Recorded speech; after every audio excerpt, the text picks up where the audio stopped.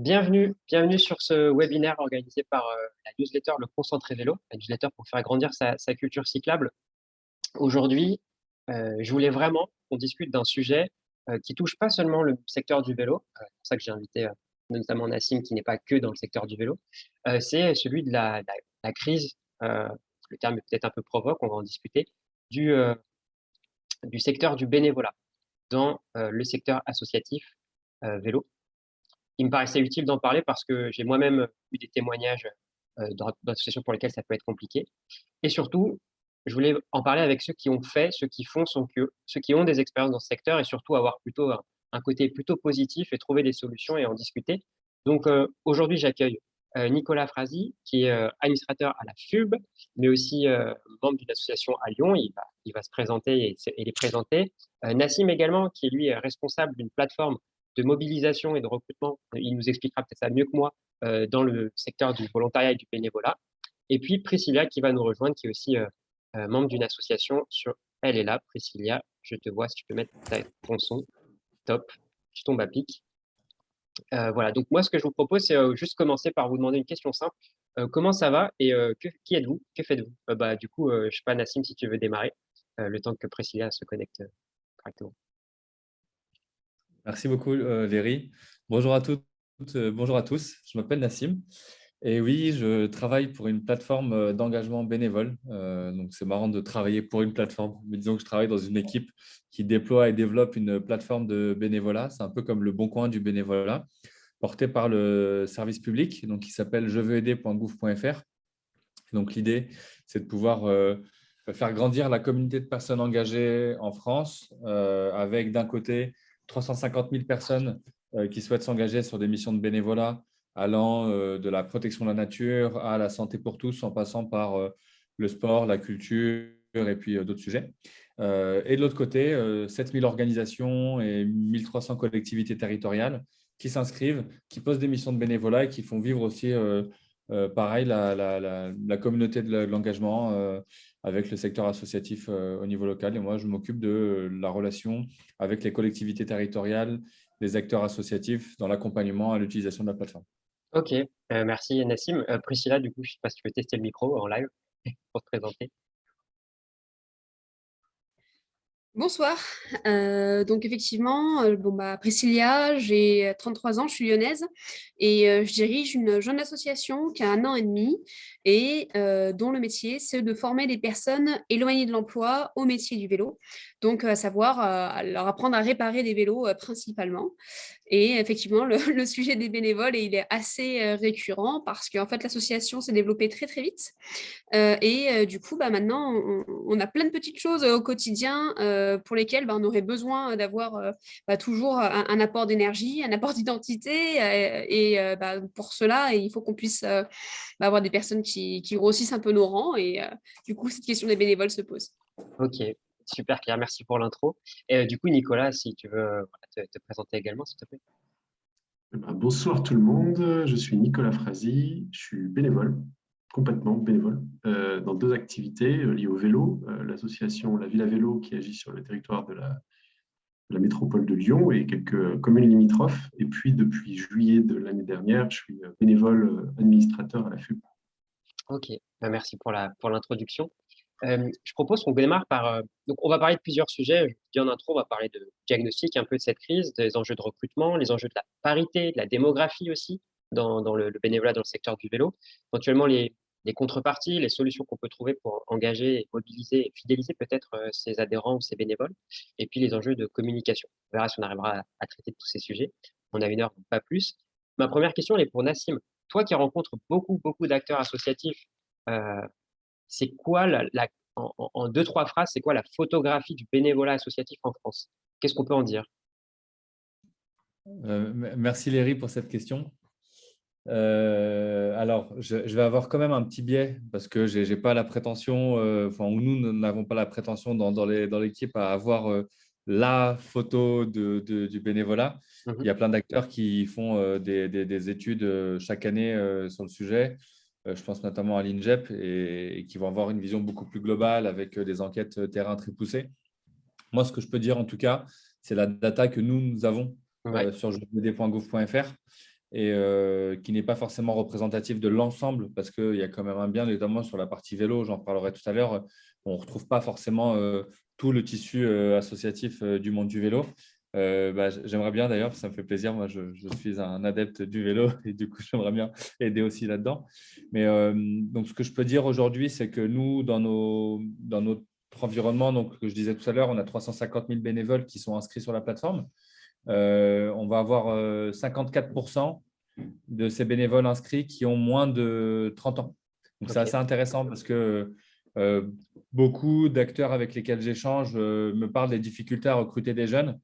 On arrive à cibler en fait cette population-là. On n'a pas choisi à la base de le faire. On l'a remarqué de manière empirique. Et aujourd'hui, on va travailler notamment là-dessus parce qu'on voit que ce sont aussi les personnes, celles qui s'engagent le plus et qui vont faire plusieurs actions avec des dynamiques qui sont un petit peu différentes, qui vont peut-être être un peu moins militantes d'un point de vue engagement bénévole, mais qui vont s'engager plus ou moins régulièrement selon les causes et les acteurs dans lesquels ils vont s'engager. Ce qui est assez intéressant en fait dans la démarche d'engagement bénévole parce que on a beaucoup connu des militants qui étaient là tous les week-ends ou X fois, etc. Et aujourd'hui, il y a un modèle à repenser aussi là-dessus, je pense. En tout cas, c'est ce qu'on constate. On n'a pas une statistique très, très faible, mais si on peut faire une distinction de genre, on peut montrer qu'il y a potentiellement plus de femmes qui s'engagent. J'aimerais bien avoir une troisième case, mais pour le moment, j'en ai pas, donc je ne peux pas me positionner là-dessus. Mais on remarque quand même, bon, je ne suis pas sûr que ce soit une vraie surprise, mais que s'il y avait un profil type, ce serait moins de 30 ans, plutôt féminin et plutôt en milieu urbain. Mais il y a un gros biais aussi là-dessus, c'est que nous, on est sur un dispositif numérique et du coup, on va avoir des grosses masses sur des zones plutôt urbaines. Donc, c'est aussi un biais. Donc, je ne peux pas dire que c'est exactement ça non plus parce que l'engagement en milieu rural, il est très fort. Moi, je compte m'installer en Creuse dans quelques temps et je vois qu'il y a beaucoup de choses qui se passent, notamment d'un point de vue culture vélo d'ailleurs. Du coup, voilà un petit peu en quelques mots. Il y a aussi un gros mouvement qui est en train de se faire, pas partout pareil, mais on voit un petit peu une envie de certaines collectivités territoriales avec des acteurs locaux associatifs de pouvoir encore plus faire ensemble. Je ne peux pas dire que c'est partout comme ça, mais on a eu des petits retours comme ça un petit peu qui sont assez intéressants pour pouvoir aller plus loin en fait sur certaines causes. Ok, merci Nassim. J'en profite, vous aurez le temps de poser des questions. Là, j'en ai 30 minutes de discussion et puis après, c'est le tour du public, mais n'hésitez pas à les poser dans le chat. Merci d'avoir commencé. Nicolas, j'aimerais bien avoir ton retour. Du coup, cette fois-ci, encore une fois, je ne te demande pas d'être l'expert ni de donner des chiffres précis, mais avec ton regard à l'échelle de la FUB et puis à l'échelle d'une métropole comme celle de Lyon, c'est quoi un peu les retours que tu peux faire sur crise, pas crise, problématique de bénévolat voilà, est-ce que tu as des choses à nous partager là-dessus?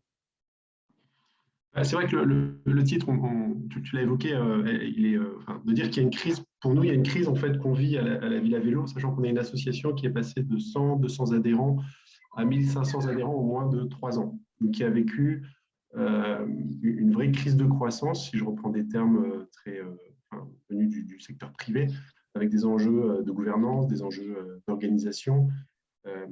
Et puis, c'est vrai que depuis à peu près les élections municipales métropolitaines, à peu près, on ne sait pas si c'est l'élément perturbateur, si je puis dire, ou si c'est plus le Covid. En tout état de cause, on note une baisse du nombre d'inscrits d'adhérents chez nous. Ça veut pas dire que ce sont des bénévoles actifs. En tout cas, les bénévoles actifs, à la Villa Vélo, on a plutôt une difficulté à les intégrer, à les former. Mais par contre, on a un vrai enjeu à avoir suffisamment de cyclistes, en l'occurrence, qui disent, OK, cette année, je vais encore adhérer, je vais réadhérer, parce que je crois à ce que vous faites, parce que cette légitimité, elle est très attendue de la part des élus qu'on va rencontrer, mais également parce que c'est notre communauté qui va du coup nous remonter des informations. Quand on travaille sur les stationnements, c'est important d'avoir un maximum de retours. Donc, en tant que tel, une crise, en tout cas sur les territoires et les associations que je connais, il n'y en a pas, au sens où il y a plutôt beaucoup de cyclistes qui veuillent s'impliquer. On pourra revenir sur pourquoi le vélo attire autant ou pourquoi les associations militantes attirent autant. Mais c'est sûr qu'il y a un enjeu qui est peut-être aussi lié aux circonstances, c'est-à-dire qu'on a une métropole qui a institutionnalisé le discours du vélo, plus le Covid, et ces deux éléments qui nous complique la donne. Clairement, on a baissé de 1/3 le nombre de nos adhérents entre début 2021 et fin 2021.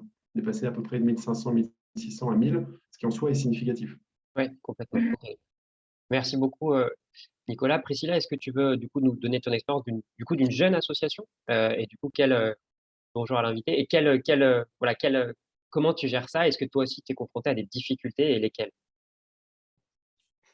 Alors en fait, je pense que c'est assez lié à un contexte parce que, par exemple, avec Nicolas, on a quand même eu une expérience commune, qui est celle des coursiers solidaires et pour laquelle à Lyon, c'était pendant le covid, et la structure, proposait en fait de vous mobiliser pour aller livrer, les produits de première nécessité et les courses à des personnes isolées. Et avec Nicolas, on a fait face, on va dire, à un embrasement où en l'espace d'1 semaine, 15 jours, on a eu plus de 500 bénévoles. Énorme. Donc là, effectivement, c'était une crise plutôt pour la structure d'avoir les épaules de gérer et également d'avoir des bénévoles qui s'organisent autour de ça. Donc ça, c'était effectivement un contexte assez particulier. Là, avec les ateliers de l'audace, ce qu'on constate, en fait, c'est que oui, il y a un fort attrait pour le cycle. Par contre, il y a aussi une notion d'intérêt personnel qui rentre en compte quand les personnes font du bénévolat, à savoir qu'est-ce qu'elles peuvent retirer de cette expérience, parce qu'en fait, on est tous très humains. Il y a les choses qui motivent à faire nos actions, sont avant tout le divertissement, le loisir, surtout que c'est en dehors généralement d'une expérience professionnelle. Et nous, la problématique principale que l'on peut avoir, c'est que vu qu'on fait de la formation cycle réparation vélo, la plupart des bénévoles qui viennent, ils veulent apprendre à réparer des vélos. Et du coup, il y a une espèce de frustration qui se met en place quand on leur dit, en fait, non, nous, on forme des personnes qui sont en insertion. Et vous, votre rôle, c'est de pouvoir nous aider à travers la mécanique globale et générale de l'association, être un petit peu l'huile dans la machine, essayer un petit peu de faciliter et de prendre en main peut-être des projets qui sont annexes. Et du coup, c'est peut-être effectivement cette représentation qu'on a du bénévolat et de ce que on peut en retirer personnellement, qui, à mon sens, crée une incompréhension et peut-être même une frustration commune. Parce que du coup, nous, on intègre des personnes, il y a une volonté de créer une histoire commune, de s'enrichir d'une identité, encore une fois, et faire équipe. Et ce qui se passe, c'est que la personne, généralement, ne se fixe pas. Parce que du coup, ses objectifs ne sont pas forcément atteints et tout est à redéfinir. Et du coup, on a peut-être parfois pris le pendant, à savoir quelqu'un qui arrive, on lui explique très clairement depuis le début comment ça va se passer et dans ces cas-là, en fait, la personne ne reste pas. Donc, c'est toujours, on va dire, un équilibre assez complexe à trouver. Ok, alors si je résume, il y a un premier enjeu qui est finalement trouver des adhérents. Jusqu'ici, tout va bien.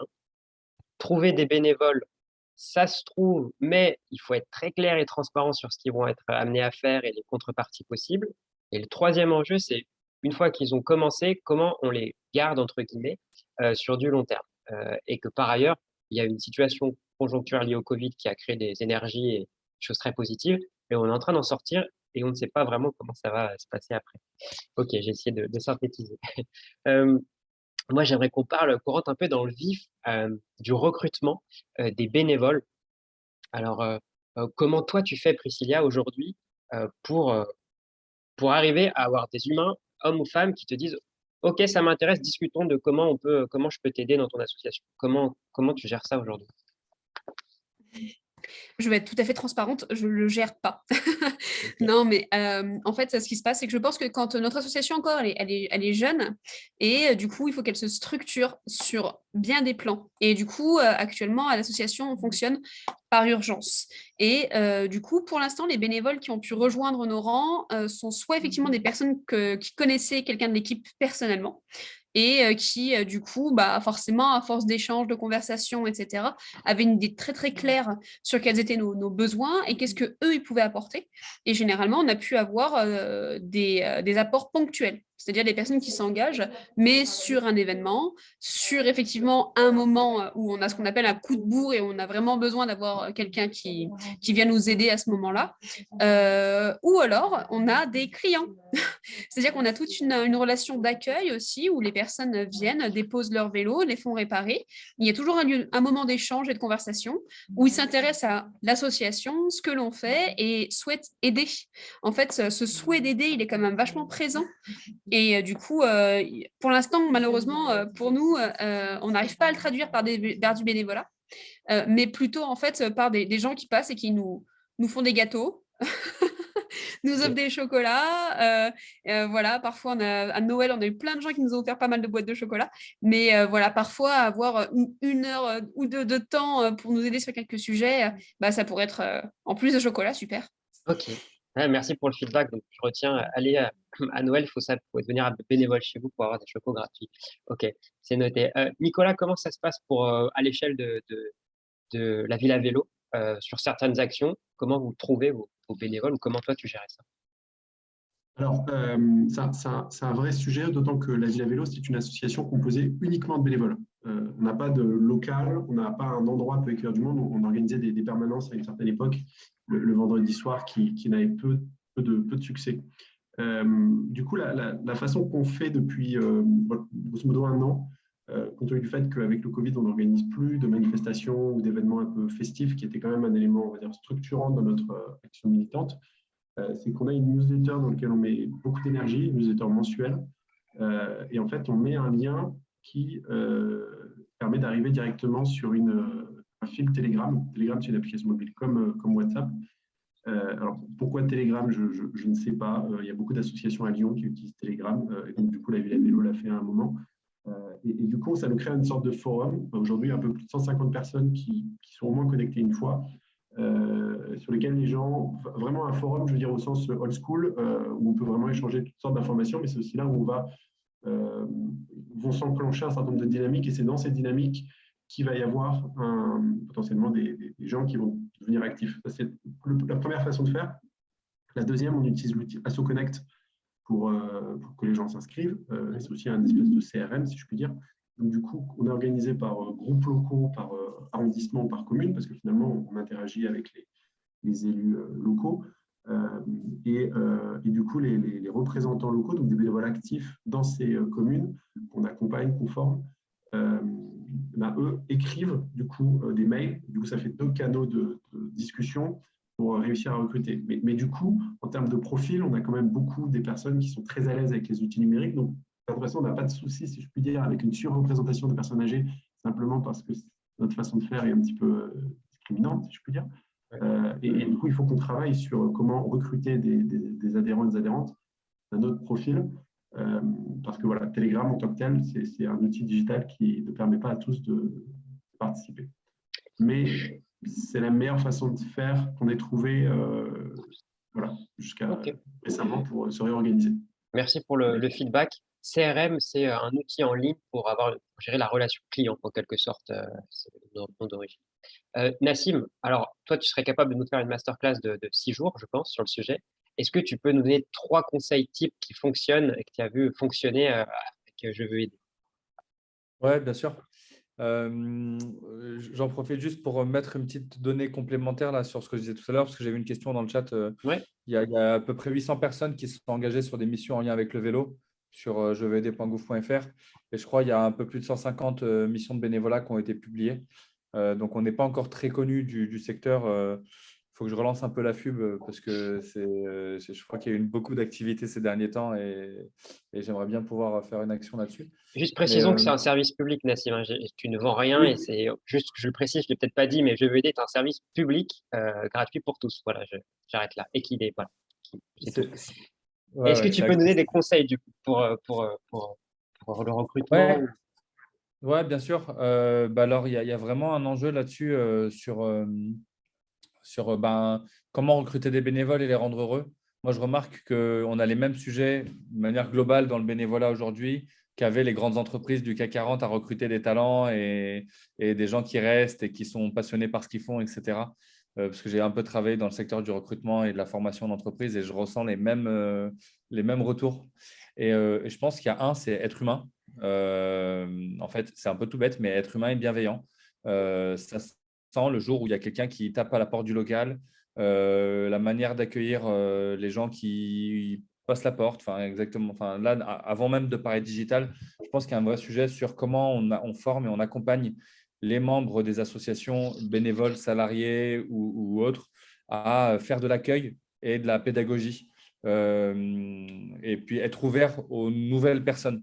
Il y a un vrai enjeu sur nous, on veut des personnes qui soient dans nos valeurs, etc., etc.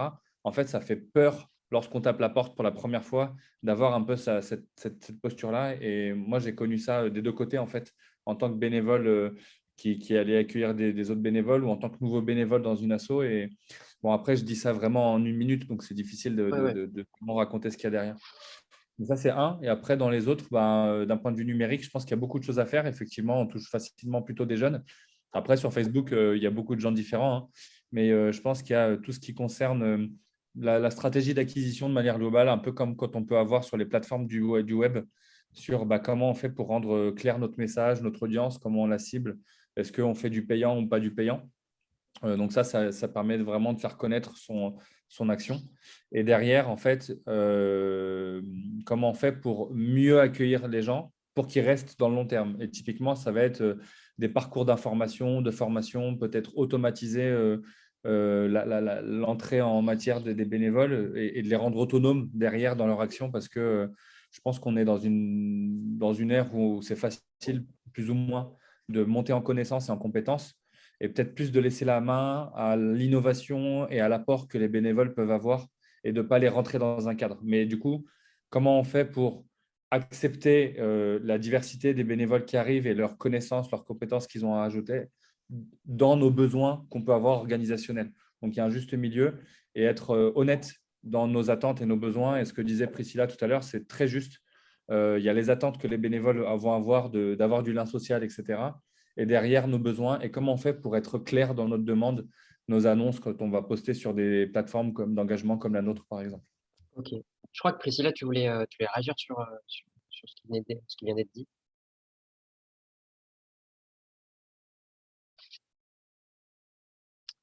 Euh, Je pense qu'on a un problème de connexion. Je ne sais pas si Nicolas, tu voulais ajouter quelque chose aussi. Non. Oui, tout à fait. Du coup, entre ce que peut dire Nassim et également ce que je peux lire dans les commentaires, je pense qu'effectivement, il y a un juste équilibre qui est complexe à trouver entre, effectivement, comme tu le dis, être ouvert, savoir prendre les gens comme ils sont et marier déjà effectivement avec les objectifs de l'association. Mais au-delà de ça, en fait, ce qu'il y a, c'est que il y a également, comme tu disais, il y a des missions en fait qui sont données.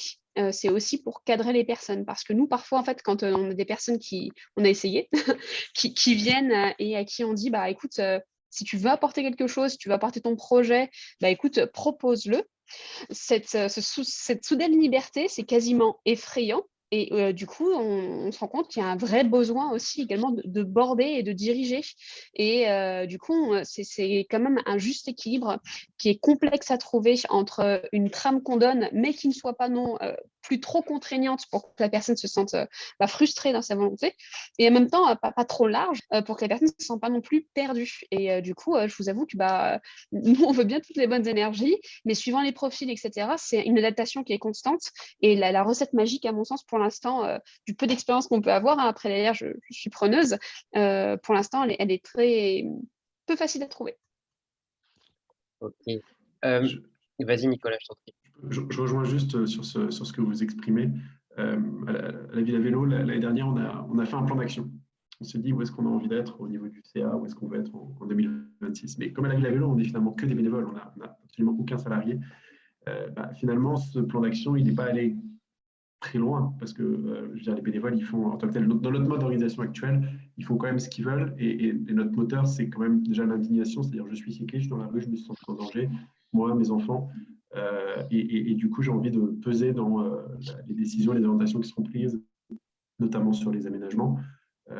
Et donc, du coup, c'est difficile, mais enfin, je rapporte à l'expérience de la Villa Vélo, mais de rapporter à ce cas-là, de comment on trouve le juste équilibre entre nous vous offre un terrain de jeu formidable pour pouvoir effectivement exprimer votre envie de militer sur le sujet du vélo. C'est vraiment ce qu'on a toujours fait à la Villa Vélo. Mais inversement, il y a des sujets qu'on ne peut pas faire parce qu'en fait, il n'y a pas de bénévoles qui sont intéressés. Donc, du coup, on a une action qui parfois est peut-être incohérente ou en tout cas incomplète parce qu'on n'arrive pas à le faire. Pour autant, moi, dans mon expérience associative, j'étais au Resto du Cœur. Les Restos du Cœur, c'est une association où clairement on rentre dans des cases, si je reprends l'expression sur le chat, et pour autant, c'est une association qui recrute énormément. Je crois qu'ils ont pas de difficulté à recruter et des gens qui s'y retrouvent. Donc après, c'est effectivement, voilà, juste plus soyer le. Merci, Nicolas. De Nassim et Priscilla. Je crois que Nassim, tu voulais rajouter quelque chose. Et après, je propose qu'on passe aux enjeux d'engagement et de contrepartie. J'ai eu beaucoup de questions. Personne inscrite. Ouais, mais en fait, on continue, je pense que ça va rentrer là-dedans. Donc, Ok. Ouais, du coup, une des questions que j'ai reçues, c'est sur, mais vous avez commencé à en parler, hein. Pour résumer, je comprends qu'il y a l'histoire de la bienveillance et de l'accueil et de l'écoute, capacité à comprendre en empathie avec les attentes du bénévole, mais aussi vous avez parlé d'outillage, soit avec des outils technologiques, soit un outillage en termes d'investissement, de formation ou de process d'accueil ou ce genre de choses. Euh, est-ce que, euh, est-ce que vous avez identifié d'autres sets pour créer un noyau peut-être de bénévoles plus actifs? Si ce n'est renoncer à en avoir 100, mais peut-être en avoir deux, un, encore plus engagés. Parce que là-dessus, il y a des choses à partager. Tu as le micro, enfin, voilà, tu es devant moi, Nassim, je te laisse peut-être commencer si tu as des choses à dire là-dessus. Euh, ouais, bah, j'ai pas de recette magique, comme disait Priscilla. Par contre, Priscilla, pardon. Par contre, j'ai des retours d'assaut, des choses qui marchent bien. Moi, il y a une expérience que j'ai eue qui était très intéressante en termes de mécanisme. Après, il y avait un contexte particulier, etc. Mais dans la méthodo, je trouve que c'est très intéressant, c'est cette logique de communauté. C'est un peu ce que raconte Nicolas avec le groupe Telegram. Mais Make Sense réfléchit dans une logique de cercle concentrique. Donc, on va créer des communautés avec une personne qui va être mobilisatrice d'un certain groupe de personnes pour proposer des actions, etc. Permettre de faire monter les gens en autonomie, par exemple, et de multiplier ce nombre de petits groupes. Et en fait, on va avoir des petits groupes d'actions avec des actions très précises et cadrées où on sait dans quoi on va pour permettre derrière de monter en autonomie et tout si on le souhaite, mais rentrer d'abord dans des premières petites actions pour découvrir aussi l'association, les valeurs, comment ça fonctionne. Comme ça, on arrive à savoir si oui ou non on a envie de faire plus, mais déjà de commencer à faire un peu au premier pas. C'est un peu comme dans le monde marchand où on fait les produits d'appel. Il y a les têtes de gondole, on va vendre des M&M's, mais derrière, on va faire le parcours Ikea pour acheter un meuble et un tableau à 400 balles. Et en fait, je pense que dans une logique d'engagement, il y a aussi un truc de comment je fais pour faire une première petite action, le premier pas. Quand je faisais de la formation d'entreprise, on parlait de petit engagement. OK, tu as passé une journée de formation. C'est quoi ton premier petit engagement, ton premier petit pas pour aller derrière vers d'autres actions? Et en fait, faire des cercles concentriques comme ça permet de faire grandir une communauté de gens qui sont vraiment unis, qui sont sur des mêmes valeurs, des mêmes cadres d'engagement. Ça, c'est une bonne pratique. Après, sur les outils, je pense que les plateformes d'engagement, ça marche très bien. Il y en a plusieurs. Nous, il y a celle qu'on a développée. On a développé des interfaces numériques pour faire grandir tout ça. Il y a aussi le bouche à oreille qui fonctionne très bien. Mais c'est juste que chacun des canaux, comme dans n'importe quelle action de communication, va toucher un certain type de personnes. Et comment on fait pour faire cohabiter tout ça et correspondre en fonction des valeurs qu'on porte en tant qu'asso et ce qu'on veut voir se réaliser. J'ai une question par rapport à ce que tu dis justement pour Priscilla. Est-ce que toi, Priscilla, dans ton atelier, est-ce qu'un bénévole, tu es capable de lui proposer, s'il te dit, je peux te proposer 1 heure par mois, bah voilà, pour 1 heure par mois, je sais exactement où tu peux apporter de la valeur. Et donc, avec peut-être cette idée en tête que si ça marche pour un mois, pour une fois un mois, tu pourras lui proposer après, s'il a envie, de passer un mercredi après-midi ou je sais pas, une soirée pour faire un peu plus. Est-ce que vous avez ce parcours-là déjà? Vous avez déjà pensé à ça chez vous et comment c'est organisé? Alors, deux choses, effectivement. Donc, déjà, pour répondre à cette question-là, je reviendrai sur la précédente juste après. Donc, nous, on est vraiment sur un mode de relation un peu de collectif et de collaboration. C'est-à-dire que généralement, moi, quand je passe des entretiens en fait, avec des personnes qui veulent être bénévoles, en fait, on fait toujours un état des lieux de qu'est-ce que tu veux faire, qu'est-ce que tu aimes faire. Et en fait, la personne généralement se présente, explique pourquoi elle est là, ce qu'elle fait, ce qu'elle veut plus tout faire. Par exemple, il nous arrivait d'avoir des personnes qui avaient des compétences et des qualités qui nous intéressaient énormément pour l'association, mais ils nous disaient, ça, en fait, je veux plus jamais en faire. Ok. Bon, tant pis. Et nous, de notre côté, on dit, voilà, quelles sont nos problématiques actuelles? Et on essaie de voir avec la personne comment est-ce qu'elle peut se positionner dessus. Voilà, on fait vraiment une espèce de choix en éventail. Et comme ça, en fait, la personne, elle est vraiment libre de se dire qu'est-ce que je fais, etc. Et cette première état des lieux passée, on essaie de se dire, quel est le temps que tu peux dédier à cette action? Et la personne nous dit, moi, je peux venir à tel moment, etc. Et bien souvent, en fait, on prend même un rendez-vous parce qu'on a pu se rendre compte que si les personnes vous leur dites, écoute, il n'y a pas de souci, semaine prochaine, tu me dis quand est-ce que tu viens, etc. Ça marche pas forcément. Et ça, à mon sens, là, on a quelque chose qui fonctionne pas et qui est relié en fait à un premier conseil que je pourrais donner pour les bénévoles et qui revient sur l'idée de Nassim, à savoir celui de cercle. C'est qu'en fait, quand à mon sens, on a des nouveaux bénévoles, le mieux, c'est qu'ils ne soient pas tout seuls. C'est-à-dire que nous, ils viennent au compte-gouttes, un par un. Et selon moi, mon expérience, il faudrait plutôt organiser des groupes qui viennent à 2 ou 3 et qui essayent effectivement d'avoir ce qu'on appelle une expérience commune. Nous, c'est ce qui se passe quand on recrute des personnes en insertion. À mon sens, voilà, le parallèle, il est tout à fait viable vu qu'on est tous des humains, en fait, au final. C'est que ce qui nous fait tenir, ça reste quand même une histoire commune. Ça reste un moment qu'on partage, ou quand on a un doute, une question, on a quelqu'un à qui pouvoir parler, échanger.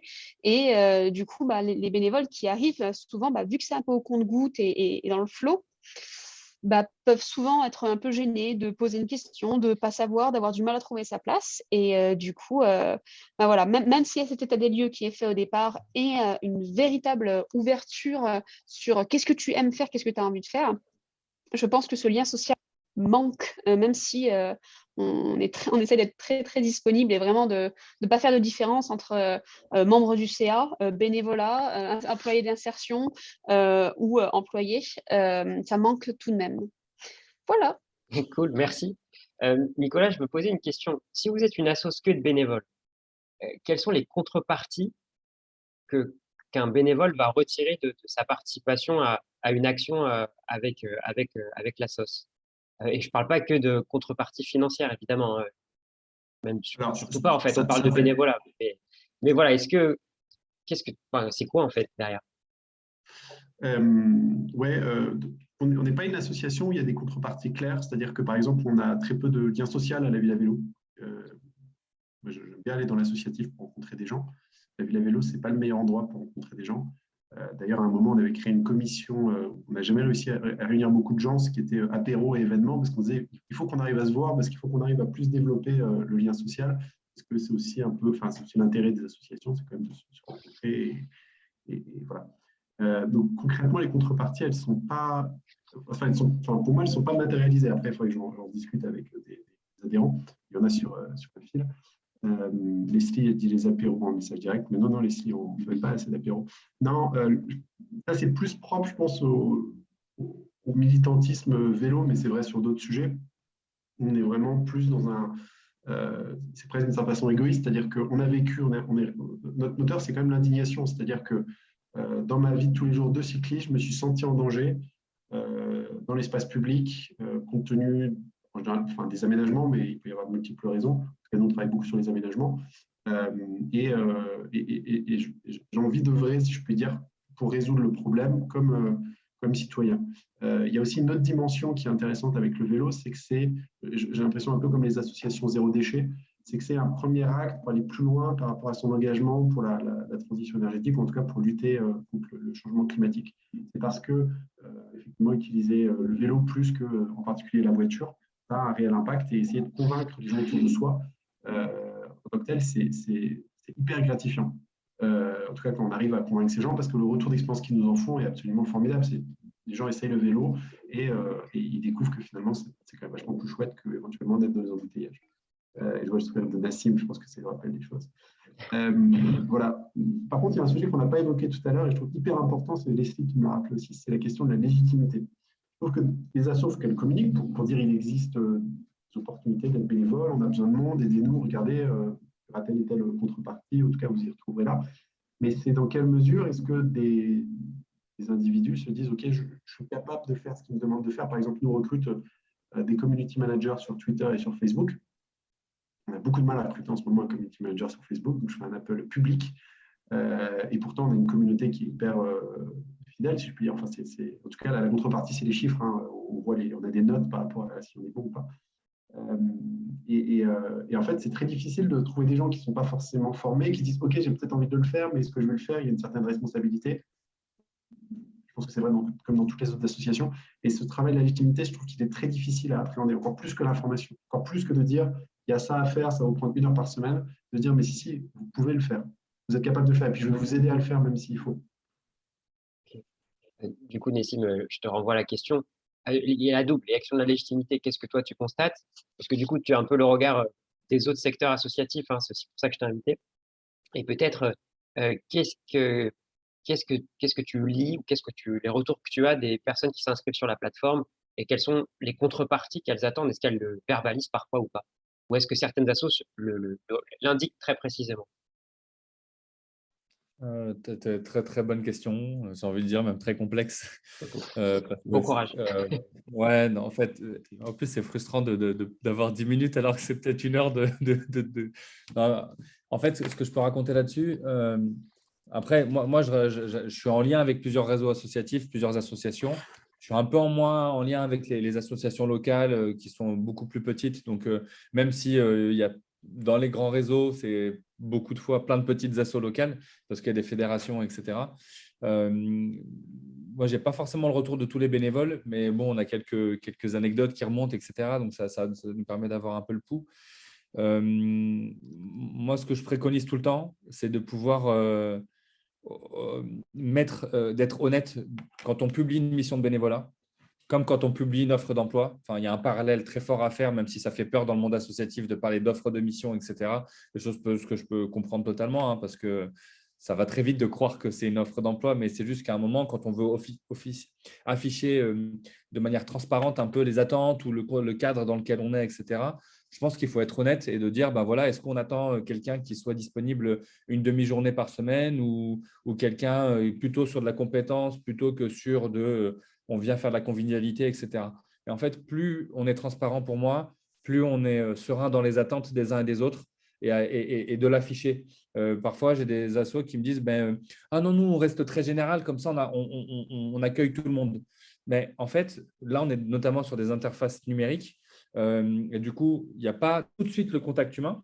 Pas dire qu'il n'y en a pas du tout. Je trouve que c'est important de mettre en avant le fait que le numérique n'est pas là pour remplacer l'humain, et c'est ce que disait Nicolas tout à l'heure. Donc, effectivement, on a des applis, etc. Ça nous permet de communiquer, mais derrière, on n'a pas forcément envie d'aller plus loin. Ça, c'est un choix. Si on veut aller plus loin, on peut le faire aussi.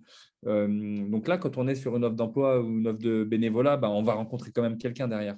Mais par contre, ce qui est important, c'est d'être transparent. Là où on va être, dans quel cadre, parler du fait que tous les vendredis, on fait un apéro, ça peut rassurer des gens. Mettre en avant qu'il y a une formation en amont pour préciser le cadre, dire qu'on va avoir une convention de bénévolat, ça peut rassurer certaines personnes, etc. etc. Voilà, je pense que je suis allé un peu plus loin que ce que ta question précisément, mais je pense qu'il y a un peu ça. Nous, j'ai eu des assos, comme je disais tout à l'heure, qui m'ont dit ah, mais nous, on a peur de s'inscrire sur une plateforme parce que nous, il y a des valeurs à respecter, on ne sait pas qui sont ces gens. En fait, vous allez savoir. Enfin, il y a aux coordonnées. Allô, bonjour. Alors, vous avez recruté, vous avez répondu à notre offre. Merci beaucoup. Je vous propose qu'on échange 20 minutes par téléphone et qu'on se voit peut-être dans 2 jours si vous êtes disponible. Je pense qu'il y a une posture à avoir on va rentrer en relation ensemble et vous inquiétez pas, on va pouvoir échanger ensemble de nos attentes respectives, etc. Et de l'autre côté, en tant que bénévole, ne pas hésiter à poser les questions. C'est quoi ça? Qu'est-ce que vous faites? Comment ça se passe? Qui? Comment? Voilà, moi, de quoi j'ai besoin. Voilà, de quoi j'ai peur. Et je pense que c'est important de se parler. Et je ne dis pas qu'on a les réponses à tout derrière, mais je pense que remettre ça au centre, c'est toujours important. Il ne faut pas avoir peur de dire non. Si on doit dire non, peu importe de quel côté aussi on est, quoi. Et ça, c'est question de relations humaines au final. Merci pour les retours, puisque c'est ton quotidien d'avoir des retours et de voir ça, donc c'est enrichissant pour tout le monde. Je propose que, en tout cas, ceux qui le souhaitent puissent poser des questions dans le fil de discussion et je porterai garant de les poser aux intervenants. N'hésitez pas si vous le souhaitez. J'aimerais demander à Priscilla, parce que je trouve, on se connaît depuis à peu près 48 heures, pour tout dire, et je trouve que vous communiquez très vite et plutôt bien. C'est parce que tu te démultiplies ou parce qu'il y a des personnes dans l'équipe qui font ça déjà très bien? Alors non, non, je ne me démultiplie pas. J'essaye. Si quelqu'un a la recette aussi, c'est pareil, mais pour l'instant, pas du tout. Et non, en fait, on a une personne qui est au CA et qui est du coup bénévole. Et ça aussi, c'est quelque chose que je voulais dire par rapport à la légitimité. Je n'avais pas compris le sens de la question. Mais nous, l'association, comme beaucoup, en fait, elle s'est créée qu'avec des bénévoles, des gens qui ont bossé 40 heures par semaine, et je pense que 40 heures, c'est gentil, pour créer l'association. Et du coup, je pense qu'il y a un vrai respect, une vraie considération du coup des bénévoles. Et du coup, notamment, la personne qui s'occupe chez nous des réseaux sociaux, à savoir LinkedIn, Instagram, Twitter, Facebook, et sans doute que j'en ai zappé, parce que je crois qu'on a un TikTok maintenant, enfin, tout est possible. En fait, c'est une bénévole. Et du coup, cette bénévole-là, elle nous fait aussi des réparations vélo, des purges hydrauliques. Enfin, voilà. Et c'est une véritable cheville ouvrière de l'association. Et je pense que tous les jours, on lui dit qu'est-ce qu'on ferait si tu n'étais pas là.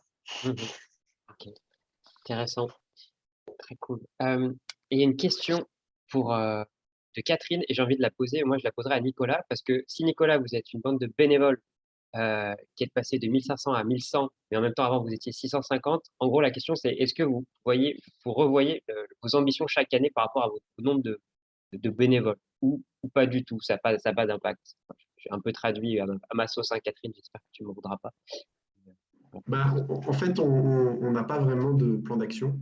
Euh, C'est-à-dire que le mode de fonctionnement, voilà, on a ce fil Telegram, on a ces groupes locaux avec on appelle les RLVV, les représentants de la ville à vélo, qui forment en tant que tel la gouvernance. Donc en tant que tel, ils sont un peu plus de 60, sur lesquels il y en a entre une trentaine qui sont actifs, vraiment actifs, une autre trentaine qui sont moins actifs.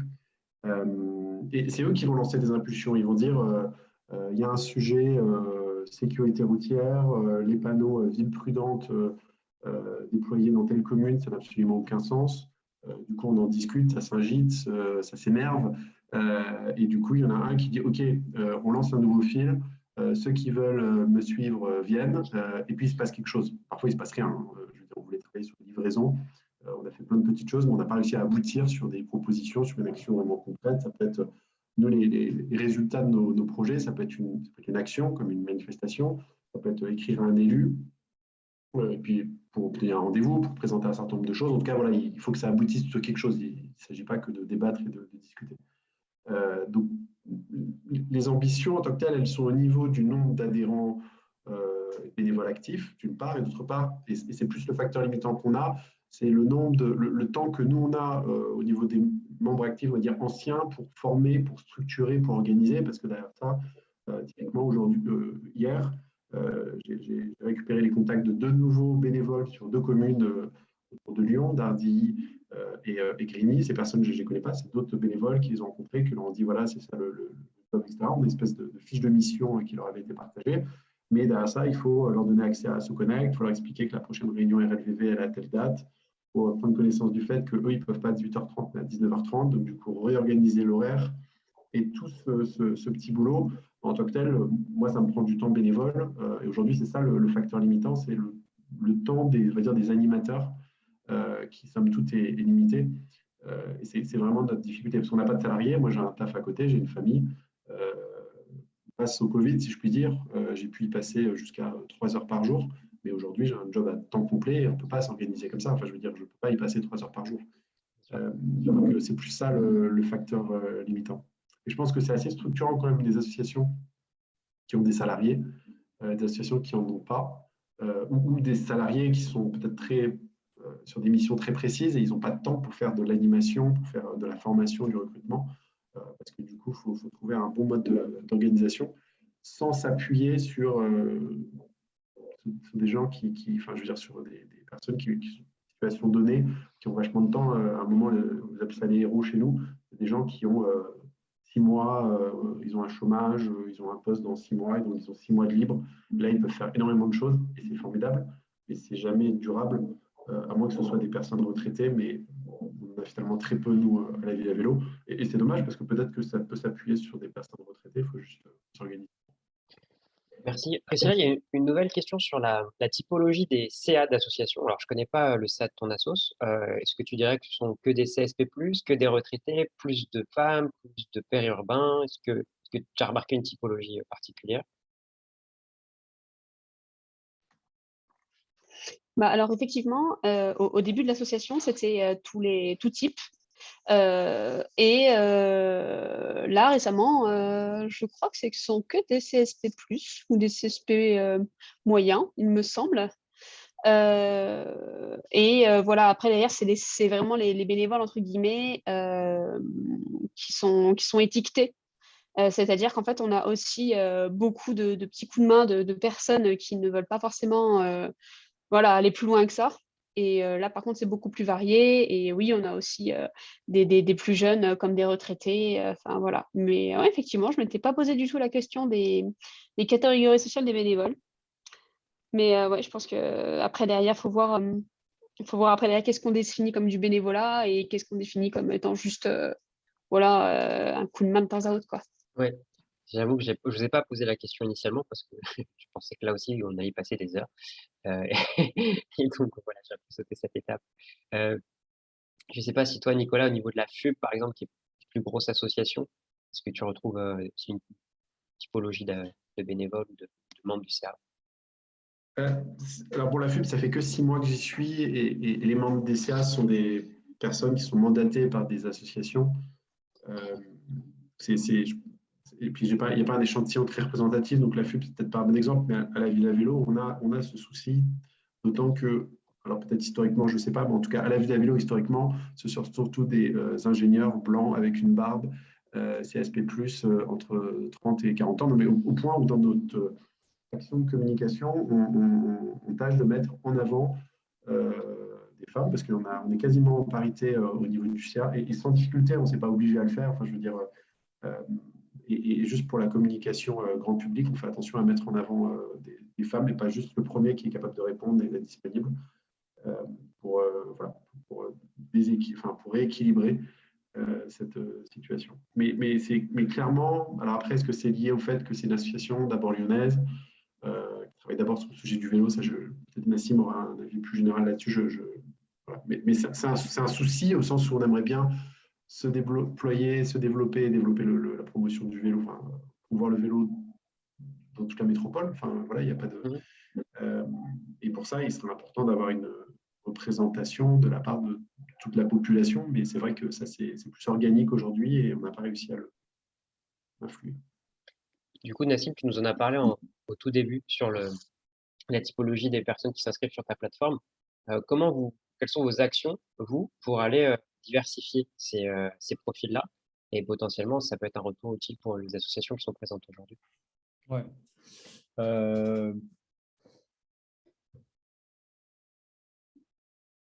Enfin, c'est marrant, je parlais de ça ce matin. Je donnais un cours sur l'engagement, enfin, sur le milieu associatif et la communication, le marketing et comment on fait pour utiliser les méthodes de marketing et de communication pour des grandes causes.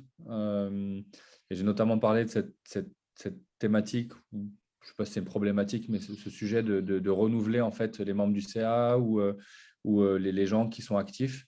Pour plein de raisons, hein. Il y a un enjeu de toute façon de renouveler les CA. Beaucoup de personnes veulent lâcher un peu, mais c'est compliqué de trouver quelqu'un pour reprendre. Parfois, on a du mal à lâcher aussi, donc il y a plein de sujets. Il y a pour moi un enjeu, comme dans n'importe quelle organisation aujourd'hui, de comment on fait pour avoir la représentativité au sein des organisations qui vont derrière avoir un impact, quel qu'il soit derrière, et notamment dans le secteur associatif. Parce qu'il y a cette logique de travailler ensemble pour proposer quelque chose. Nous, en fait, on va travailler sur des actions comme au classique, en fait, où il y a des personnes qui vont s'inscrire naturellement. Donc, en fait, on ne va pas filtrer à l'entrée. Après, de fait, c'est un outil numérique, donc ça va toucher plutôt certaines personnes que d'autres. Mais à part ça, nous, après, on collecte très peu de données, hein. Donc, en fait, à part nom, prénom, numéro de téléphone et adresse mail, pour que les bénévoles puissent être mis en contact avec les associations. Moi, je ne peux pas faire de statistiques, donc c'est complexe, à part sur l'âge, ou peut-être sur des étudiants, etc. Mais après, je ne peux pas aller plus loin. Du coup, nous, on va avoir une stratégie de com globale, donc on ne va pas forcément filtrer en amont. Par contre, ce que je peux dire et le retour que j'ai d'Asso, en fait, ça va être la difficulté à eux de communiquer différemment pour pouvoir toucher d'autres personnes. Je pense que ce que disait Nicolas tout à l'heure sur la logique non, j'ai perdu le mot, organique. En fait, de fait, quand c'est organique, on va toucher que les mêmes gens qui sont comme nous. Donc, en fait, on va créer des cercles identiques, globalement. Enfin, c'est le propre des groupes de gens, en fait, ou des amis, etc. Donc, on va être globalement pareil. Après, c'est comment on fait pour aller identifier d'autres cibles, d'autres canaux. Passer par des plateformes permet de toucher d'autres canaux. Travailler avec des bénévoles, comme disait Priscilla, par exemple, des gens qui ont des appétences sur les réseaux sociaux, potentiellement, on va toucher d'autres personnes. Aller communiquer sur d'autres canaux que ceux sur lesquels on communique habituellement. C'est sûr que si on n'utilise que la PQR, la presse quotidienne locale sur communiquer, on va toucher que les gens qui lisent la presse quotidienne. Et du coup, c'est difficile de dire, en fait, j'ai personne d'autre qui vient me voir. Mais si on est unicanal, c'est sûr qu'on va toucher que les gens de ce canal-là. Donc, je pense qu'il y a un vrai sujet. Et dernièrement, et là, je vais le dire à titre personnel, pour moi, il y a un vrai enjeu aujourd'hui d'avoir plus de parité. Et là, quand je dis parité, c'est au sens large, ce n'est pas forcément sur une question de genre, mais une question de patrimoine social et culturel, d'où on vient, de qui on est et de nos aspirations, pour faire mettre en avant les causes qu'on va défendre, et notamment sur la thématique du vélo. Quand Nicolas tout à l'heure parlait du fait d'avoir des risques à vélo en route, etc., en fait, ça concerne tout le monde. Et du coup, comment on fait pour rendre accessible la pratique du vélo à d'autres personnes? Comment on fait pour rendre accessible une pratique sereine et en sécurité du vélo? Ça veut dire aussi intégrer des gens différents dans nos CA, dans nos groupes de parole, parce qu'on va avoir des visions différentes. Je vais prendre un exemple très parisien pour le coup, mais qui va être important. Ce n'est pas pareil d'habiter dans le 10e et d'aller au bureau à 15 minutes à vélo parce qu'on va être dans le premier, le deuxième, troisième arrondissement qui se trouve à 3 km, 4 km, parce que c'est la Startup Nation du coin et c'est sympa. Et ce n'est pas pareil d'habiter en banlieue ou en banlieue éloignée ou banlieue proche, de faire du vélo. Moi, je faisais 15 km, 30 km aller-retour pour aller sud-est parisien. Encore, j'étais proche de Paris. Je ne vivais pas le vélo de la même manière que les gens qui habitaient à Noisy-le-Sec, qui devaient prendre au moins un RER ou passer par des coins qui n'étaient pas du tout cyclables. Et je pense que ça a un vrai impact là-dessus dans la gestion des assos, quoi. Merci Nassim. Il nous reste 5 minutes. Je vois que des questions sont tombées, donc on va peut-être essayer d'y répondre par écrit. Mais pour vraiment terminer et rester dans les temps, j'ai envie de vous proposer à tous les trois de prendre la parole une dernière fois. Et à la fin, j'aurai une question à poser aux participants. Est-ce que vous voulez rajouter quelque chose sur cette thématique? Crise du bénévolat, point d'interrogation. C'est pas par hasard que j'ai mis un point d'interrogation. J'essaie de sauver la face. Donc voilà, je vous laisse peut-être un dernier mot si vous le souhaitez. Si Priscilla, tu veux commencer avec plaisir. Si tu le souhaites, désolé. Non, non, pas de souci. De toute façon, moi j'ai entendu que Nicolas il avait passé un appel aux bénévoles tout à l'heure, alors il n'y a pas de raison. Nous aussi, on veut plein de bénévolats. Ça va être l'été. On a vraiment besoin d'avoir du monde qui vient, particulièrement en fin de journée, parce que du coup, si vous êtes passionné de vélo, nous, on a des clients qui posent des questions sur les vélos et du coup, ils ont toute une histoire, ces vélos-là, il faut bien la raconter. Donc, et même, on a besoin de plein d'autres choses. Venez faire la fête. Mais on fera un cadre très précis, j'ai bien compris, Nassim. La dernière remarque, c'est par rapport aux médias, mais c'est beaucoup plus, à mon sens, anecdotique, c'est que les médias aussi, ils visent très bien, on va dire, ce qu'ils veulent à l'image. Et par exemple, nous, on a des publics qui sont très variés à l'association, et bien souvent, en fait, je vais les voir et je leur dis, mais allez-y, posez-leur la question, prenez la parole. Et bizarrement, il y a toujours que ma tronche pardon, il y a toujours que moi qui ressort sur les réseaux. Et du coup, voilà. Donc, mais en tout cas, la diversité, ça reste une richesse qui est incontestable, en tout cas. Homme de connexion, je pense. Nicolas, si tu veux. Et j'ai encore parlé très vite. Merci, ça a coupé, mais merci Priscilla, on a entendu le principal. Nicolas, si tu veux, un dernier mot aussi, également. Si vous cherchez une association sur Lyon où on rencontre personne, c'est pas très fun. Mais par contre, on est content de ce qu'on obtient. Faut pas hésiter à la regarder sur le site de la Ville à Vélo. Non, mais sans rigoler, moi, ce qui me semble hyper important, c'est de bien communiquer en interne et en externe. Nassim a beaucoup insisté sur les différents canaux. Twitter, en tant que tel, ça touche pas tout le monde, clairement pas. Il ne faut vraiment pas hésiter à utiliser d'autres canaux. Je mentionnais Facebook, mais en fait, Facebook, je pense que c'est un super outil pour communiquer de façon digitale, on est d'accord, mais avec une diversité de gens. Et ce n'est pas un hasard qu'on ait beaucoup de mal à recruter un community manager Facebook à la Ville à Vélo, alors même que ça me permet de toucher de façon très locale. Et en tant que tel, le formidable succès du baromètre, il est aussi grâce à Facebook. Je ne suis pas très fan de Facebook par ailleurs, mais n'empêche que c'est quand même un formidable moyen pour communiquer, pour toucher d'autres publics. Merci Léry pour l'organisation de ce webinaire, parce que c'est un vaste sujet. Et puis c'est un sujet insoluble, j'ai envie de dire. Mais tant qu'on y met du cœur et puis qu'on fait attention au plaisir, comme l'a dit Nassim, parce que finalement, c'est aussi ça la contrepartie, je pense, qui est importante à garder à l'esprit, c'est qu'il faut aussi que ça reste un plaisir. Merci. Nassim, est-ce que je considère que ton message dans le chat, c'était ton dernier mot? Voilà. Alors, j'ai un autre dernier mot, si tu me Vas-y, permets, vas-y. parce que crise du bénévolat, c'est intéressant, mais je dirais peut-être profiter de la crise pour réfléchir autrement le bénévolat. Ok. Parfait. J'ai à mon tour un dernier mot. Déjà, vous remercier tous les trois. C'était super de vous avoir aujourd'hui, de vous rendre disponible. J'ai une question pour les 27 autres participants du webinaire. Est-ce que vous pouvez, dans le chat, pour terminer, m'indiquer m'indiquer une note qui va de 1 à 5, 1 étant vous avez perdu votre temps pendant 1 heure et 5, vous trouvez que ce temps était vraiment bien occupé. C'est utile pour moi. Ça me permet d'évaluer chaque webinaire et de m'améliorer d'un webinaire à l'autre. Donc, si vous voulez bien me mettre dans le chat une note, soyez sévère, il n'y a pas de problème, soyez honnête, il n'y a vraiment aucun souci. Je suis vraiment preneur. Merci pour vos 2000, je n'avais pas proposé, mais ça me va très bien. Top. Si quelqu'un a une proposition d'amélioration, dans le chat, tout est public, il n'y a aucun problème. Et puis, je vous avais promis que ça ne durait pas plus d'1 heure. Donc, je vais tenir ma promesse. Merci beaucoup. Restez connectés au Concentré Vélo si vous voulez connaître des prochains webinaires et juste pour déconner le jeudi matin à 7 h dans vos boîtes mail. Il paraît que ça marche. Et puis voilà, je vous souhaite une bonne soirée à tous. Bonne soirée. Merci, Léry. Salut!